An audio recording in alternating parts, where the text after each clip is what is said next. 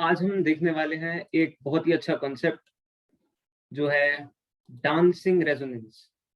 तो dancing resonance क्या चीज है, इसे आज हम समझेंगे। ये एक अच्छा कॉन्सेप्ट है जिसे हम समझ सकते हैं और इस पर कुछ सवाल भी बन सकते हैं।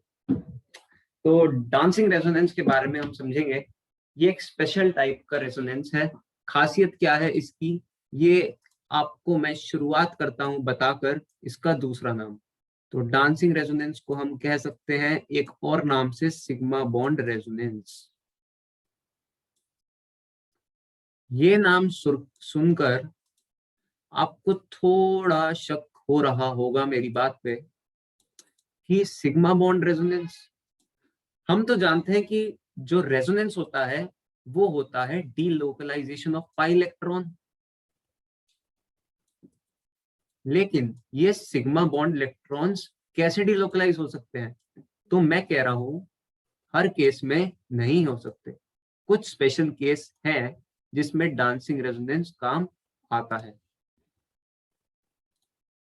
डांसिंग रेजोनेंस से किसी किसी स्ट्रक्चर्स में एक्स्ट्रा स्टेबिलिटी मिल जाती है, जिसकी वजह से वो बहुत ही ज्यादा स्टेबल हो जाते हैं और उन्हीं को हमें पढ़ना होता है। इस एक्स्ट्रा स्टेबिलिटी का राज क्या है? इस एक्स्ट्रा स्टेबिलिटी का राज है डांसिंग रेजोनेंस। इसके बारे में हम पढ़ेंगे। तो इसका एक बहुत ही फेमस एग्जाम्पल है, उसी को लेकर हम बात करेंगे। उस एग्जाम्पल या उस स्ट्रक्चर का नाम है साइक्लोप्रोपाइल मिथाइल कार्बोकेटायन। तो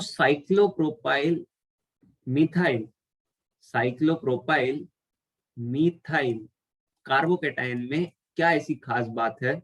इसमें है डांसिंग रेजोनेंस। तो डांसिंग रेजोनेंस कैसे होता है ये हम समझेंगे। इस वजह से ये स्ट्रक्चर जो आप देख रहे हैं ये बहुत ही ज्यादा स्टेबल बन जाता है। ये बहुत ही ज्यादा स्टेबल होता है। इवन इसकी स्टेबिलिटी टर्शरी कार्बोकेटायन से भी ज्यादा हो जाती है। तो इसका राज क्या है ये हम समझेंगे इस टॉपिक में। तो स्टार्ट करते हैं। बात करते हैं डांसिंग रेजोनेंस की। इसी स्ट्रक्चर को लेते हैं।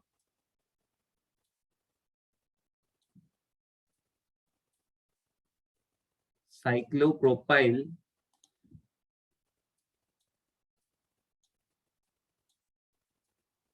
और ये मिथाइल, यहां पर कार्बोकेटायन है और यहां पर 2 हाइड्रोजन,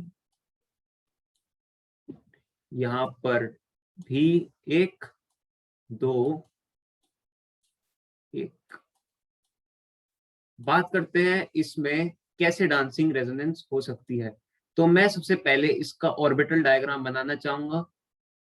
उससे पहले मैं हाइब्रिडाइजेशन में इंटरेस्ट रखता हूं। तो ये वाला कार्बन है, इसे देखिए, ये sp3 हाइब्रिडाइज्ड है। ये वाला sp3 हाइब्रिडाइज्ड है। ये sp2 हाइब्रिडाइज्ड है और ये भी sp2 हाइब्रिडाइज्ड है। ये प्लेनर है इसलिए sp3 हाइब्रिडाइज्ड है। अब मैं इसके ऑर्बिटल्स बनाना चाहूंगा ताकि मैं शो कर सकूं कि इसमें कैसे रेजोनेंस हो रही है। अच्छा, तो मैं सबसे पहले इस sp3 के ऑर्बिटल्स बनाना चाहूं तो एक ऑर्बिटल ये है, एक ऑर्बिटल ये है। बाकी 2 ऑर्बिटल्स इस प्लेन में परपेंडिकुलर होंगे। ये एक प्लेन में है दोनों। बाकी एक ये है,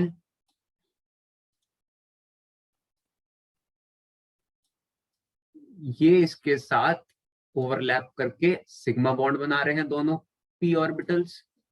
ये सिग्मा बॉन्ड बना रहे हैं p ऑर्बिटल्स जो आपको यहाँ पे शो हो रहा है।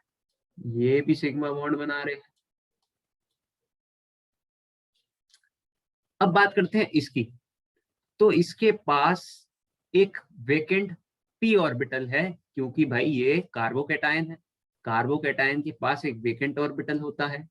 तो ये है इसका वेकेंट ऑर्बिटल। अब मजे की बात ये है कि इस वाले ऑर्बिटल को और इस वाले ऑर्बिटल को हम ज्योमेट्रिकली एनालाइज करें तो ये दोनों सेम प्लेन में आ जाते हैं। ये वाला और ये वाला हमारा आ जाता है सेम प्लेन में। सेम प्लेन में आने की वजह से ये एक दूसरे से एक स्पेशल काइंड ऑफ ओवरलैप करते हैं। एक स्पेशल काइंड ऑफ ओवरलैप हमारा हो जाता है इन दोनों के बीच में, और जो इलेक्ट्रॉन्स होंगे यहाँ के वो इन पूरी जगह में पाथ बनाते हुए डीलोकलाइज हो सकते हैं। यानी ये दोनों ऑर्बिटल्स ओवरलैप होने की वजह से यहाँ पर इलेक्ट्रॉन, भले ही वो पाई इलेक्ट्रॉन ना हो, वो डीलोकलाइज हो रहे हैं हमारे, जिसकी वजह से हम कहेंगे इसे सिग्मा बॉन्ड रेजोनेंस। तो सिग्मा बॉन्ड रेजोनेंस में एक स्पेशल टाइप का ऑर्बिटल ओवरलैप होता है, जिसकी वजह से वेकेंट ऑर्बिटल और इन सभी ऑर्बिटल्स में जो सेम प्लेन में है, ये पूरा एक प्लेन में है स्ट्रक्चर, इसमें हमारे इलेक्ट्रॉन्स डीलोकलाइज हो सकते हैं, जिसकी वजह से एक्स्ट्रा स्टेबिलिटी प्रोवाइड हो जाती है साइक्लोप्रोपाइल मिथाइल कार्बोकेटाइंस जैसे स्ट्रक्चर्स को, जो डांसिंग रेजोनेंस शो करते हैं। अब बात आती है कि अगर ये रेजोनेंस है तो इसके रेजोनेटिंग स्ट्रक्चर्स कैसे होंगे। तो इनके रेजोनेटिंग स्ट्रक्चर्स को अगर हम शो करना चाहें तो एक तरीके से इलेक्ट्रॉन्स डीलोकलाइज हो रहे हैं, जैसे हम पाई इलेक्ट्रॉन्स डीलोकलाइज होने के स्ट्रक्चर्स बनाते थे, वैसे ही हम सिग्मा बॉन्ड डीलोकलाइज होने के स्ट्रक्चर्स भी बनाएंगे। तो इनिशियल स्ट्रक्चर हमारा ये था। मान लीजिए अगर ये वाला सिग्मा बॉन्ड डीलोकलाइज हो जाए तो ये कुछ ऐसा स्ट्रक्चर बनेगा, ये ट्राइंगल।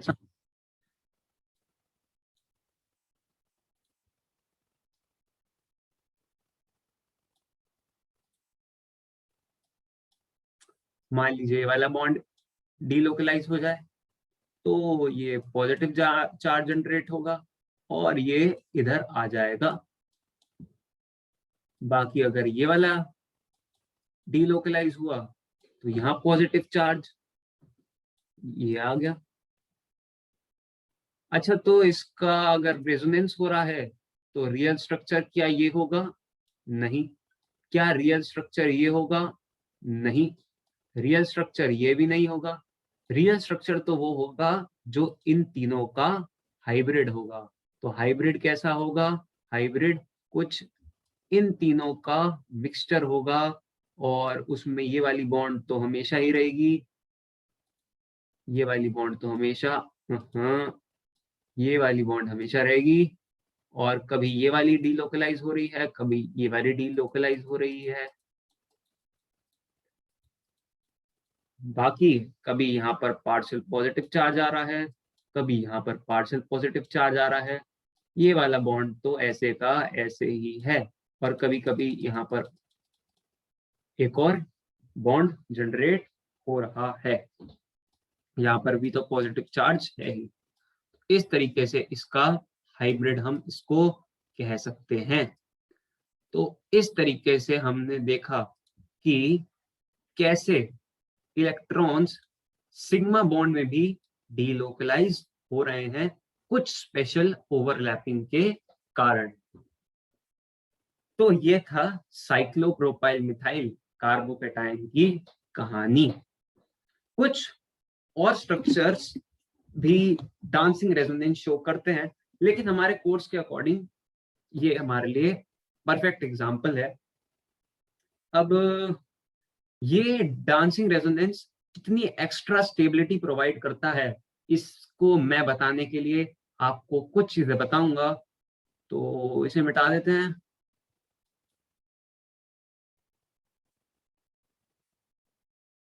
अच्छा, तो मैं कह रहा हूं कि ये डांसिंग रेजोनेंस इतनी ज्यादा अच्छी चीज है, इतनी ज्यादा अच्छी चीज है कि मैं इस पर एक एग्जांपल लूंगा। तो मान लीजिए हमारे पास स्ट्रक्चर्स हैं कुछ ऐसे, एक ये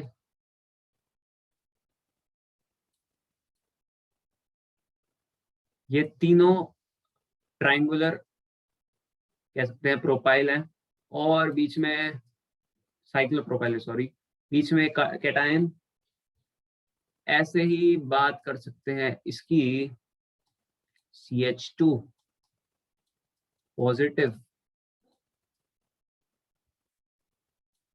ठीक है।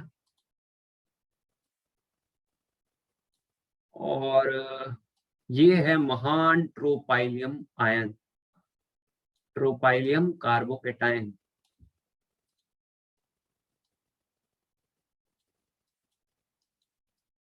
अच्छा, तो मैं चाहता हूं कि आप मुझे स्टेबिलिटी का ऑर्डर बताइए, स्ट्रक्चर 1 में, 2 में और 3 में कंपेयर कीजिए। तो पॉज कीजिए, ट्राई कीजिए। आई होप आपने अब तक ट्राई किया होगा। अब मैं बताता हूं इसका आंसर।